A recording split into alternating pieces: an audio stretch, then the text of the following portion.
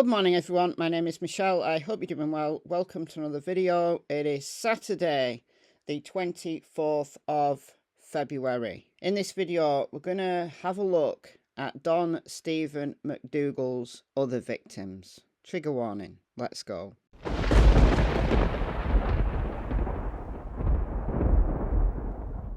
If you've been following the heartbreaking case of 11-year-old Audrii Cunningham out of Livingston in Texas, then you will know that she went missing on February 15th, and then sadly several days later she was found deceased with a rock tied to her to weight her down in the Trinity River off Highway 59 South. 42-year-old Don Steven McDougal was arrested on capital murder charges, and he has been denied bail. Refused to sign, though. Who is Don Steven McDougal, and who are his other victims? How did he manage to worm his way into Audri's life? Well, he was Audri's dad's friend. McDougal and Joshua Cunningham, Audri's dad, are seen photographed together. Actually, shortly before Audri's murder, someone was taking photos in a diner or a restaurant and happened to catch Audri and her grandma. And who is sitting next to Audri?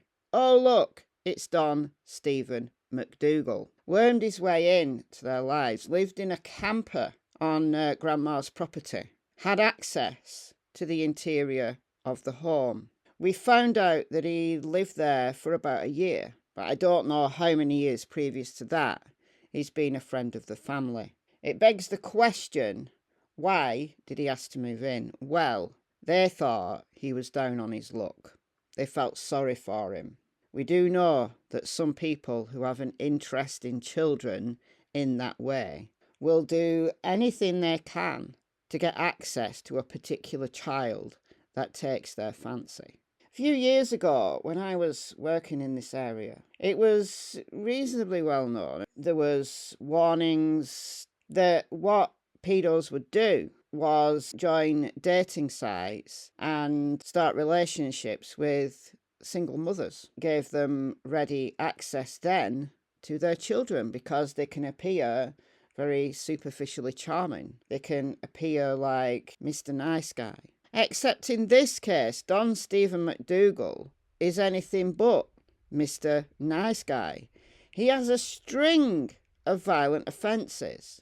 He has a rap sheet that goes back to the 1990s. Some of them are, minor things like traffic and stuff, but there's a number of violent offences on his record. Do we believe that Audri's dad and grandma had absolutely no idea about all of this violence in his past? I find that difficult to believe, although I guess he could have told them a sob story that he was the real victim and they were persecuting him. I don't know. I don't know that I believe that. They say that they had no idea about the charge against a child, though. But let's take a look at his rap sheet. These are just some examples. In 2003, he was sentenced to 3 years for the assault of a public servant out of Liberty County that had taken place in 2002. After he was released, he was anything but a reformed character. He had theft charges, he had drug charges, and then in 2007, out of Brazoria County, he received a 2-year sentence, just 2 years, for enticing a child. Now, under Texas law, enticing a child isn't a sexual offence. You're not going to find your way on any register from enticing a child. That's why I was confused when I looked up Texan law. And enticing a child is to do with custody. But it seems that he pled down to that charge because he'd been indicted by a grand jury for something much more sinister. And I'm going to read from this indictment. The grand jury for the County of Brazoria, State of Texas, duly selected and panelled, sworn, charged and organised as such for the District Court of said county, upon their oaths present in and to said court, that Don Steven McDougal, hereinafter styled defendant, on or about the 31st day of March 2007, and before the presentment of the indictment, in the county and state aforesaid, did then, with the specific intent to commit the offence of indecency with a child, and with the intent to arouse or gratify the desire of the defendant, did then and thereto attempt to intentionally or knowingly engage in sexual contact with a child younger than 17 years, removing one child from the bed, getting into bed with this child, and attempting an SA. She managed to get away, and she has now spoken out bravely, shocked at seeing McDougal's face all over social media. She wants to be Audri's voice. And this is what she said to one news channel. She's an adult now. She was only 10 at the time. Look at her. Don't you think that at the age of 10 she would have looked a little bit like Audri? I do. This is what she said though. Never forget his face after that. Carissa Davis would like nothing more than to forget Don McDougal's face. I know he's a nasty man. And what he did to her one night in 2007 when she was 10 years old. She was at her uncle's Brazoria County house for a family gathering. McDougal's sisters were family friends. And he came into the room that me and my cousin were sleeping in. Davis says McDougal yanked her cousin from their bed, then got into bed with her. Tried to take down my pants, and I immediately jumped up at that moment. I remember looking at him and saying, "Do you know how old I am?" Davis raced for the door with McDougal in tow. He grabbed me, and when he did, I just swung my arm and I hit him. But now that he's been charged with Audrii Cunningham's murder, she can't help but wonder what would have happened had she not been able to fight back. And everybody was still asleep. I mean, my uncle's backyard was woods.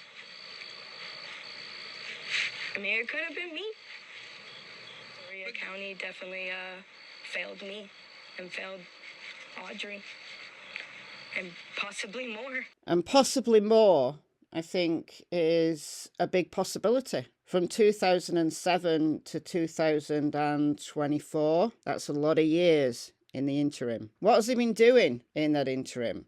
Well, he's got no other similar offences on his rap sheet, but he does have other violent offences, though. He was arrested and later sentenced to 4 years for aggravated assault with a deadly weapon out of Harris County in 2010. Last week, he was arrested on unrelated charges. Audri went missing on Thursday, and he was arrested on the Friday for aggravated assault with a deadly weapon that had occurred back in August of 2023. I would imagine that these are only the tip of the iceberg, because the majority of sexual offences never get recorded. They're never reported. Victims are ashamed to come forward.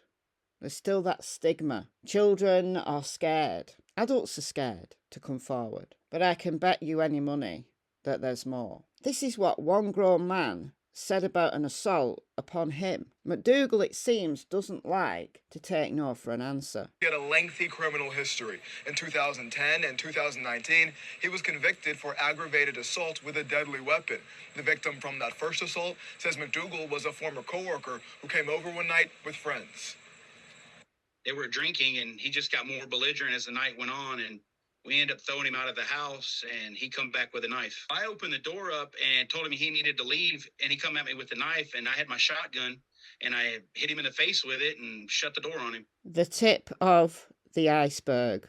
If Audri's life is to mean anything, please let her be the light leading families away from trusting their children, their legacy, with absolute lowlifes like this. Do you really know the friends that you have that well, who have access to your children? Do you really know who's looking after your children? It's not always the parents' or guardians' fault. We know that there's pedos in all walks of life. They manage to evade arrest for years, sometimes evade forever. And they're well-respected members of the community.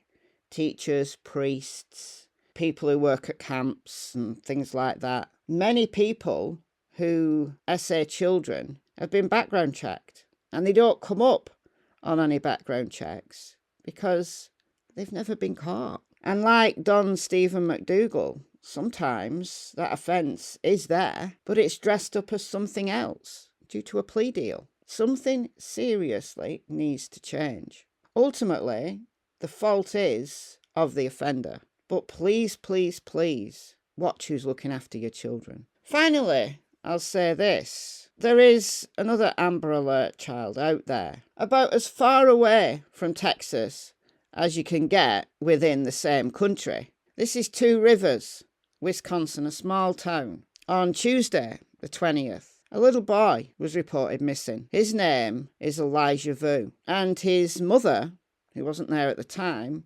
and his quote-unquote caregiver, someone called Jessie Vang, were arrested for child neglect charges. They had a bail hearing yesterday. I played it in a live stream. It appears that the mother, Katrina Bauer, took little Elijah to stay with Jessie Vang, who also has a child abuse charge on his rap sheet. Another one with a lengthy criminal past, mainly drugs, some battery. Why did she send little Elijah, 3 years old, to stay with this violent man to discipline him? He needed discipline. He's 3.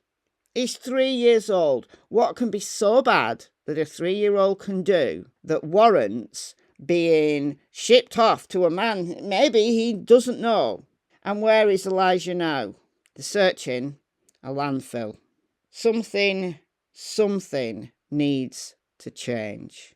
Please, please watch out for your children. Who is looking after them? And surely you can't be that stupid if you've got to the end of this video that you're going to send a 3-year-old away to live with a strange man for discipline. It's like a board and train. Boot camp. What happened to Elijah? I don't think that story's going to end well. Anyhow, let me know your thoughts in the comments, and I'll see you in the next video. Bye, guys. Silly sit. Okay. Noodle. Noodle. Noodle. Noodle. Say. Noodle. This way. Sit. Good boy.